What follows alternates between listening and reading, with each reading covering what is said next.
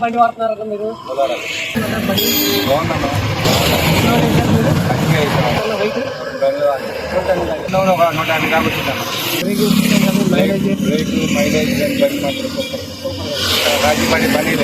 తీసుకుంటే మాత్రం తీసుకుంటా గట్టిగా ఆలోచించు.